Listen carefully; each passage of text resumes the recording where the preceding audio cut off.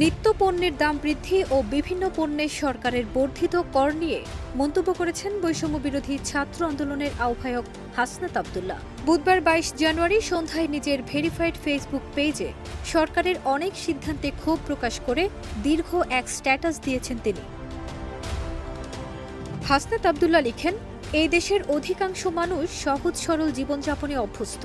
দেশটা কেমন আছে সেটাও তারা বোঝার চেষ্টা করেন সহজ হিসাব নিকেশের মধ্যে।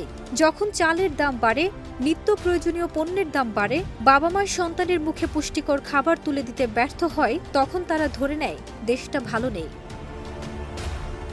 তিনি বলেন, লুটপাটের অর্থনীতি জারি করে দেশের বিভিন্ন পরিমাণ অর্থ বিদেশে পাচার করেছে ফ্যাসিজমের দোসররা। রাষ্ট্রীয় প্রকল্পগুলো থেকে জনগণের কোটি কোটি টাকা আত্মসাৎ করে আমাদের অর্থনীতিকে করেছে ভঙ্গুর।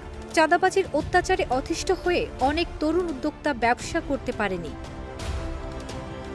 এই সমন্বয়ক বলেন, সত্যিকার অর্থেই মানুষ অন্তর্বর্তীকালীন সরকারের অনেক সিদ্ধান্তে ক্ষুব্ধ, যদিও এটি একটি চমৎকার গণতান্ত্রিক পরিবেশকে ইঙ্গিত করে। জনগণের কল্যাণে আমরা আমাদের যৌক্তিক দাবি দেওয়া নিয়ে সরকারকে চাপে রাখতে পারছি এবং সরকারের সাথে বিতর্ক করতে পারছি। এদেশের জাগ্রত তরুণ সমাজকে বিভ্রান্ত না করে তাদের নিয়ে দেশ গঠনের সর্বোচ্চ প্রচেষ্টা করতে পারলে আমরা সফল হব।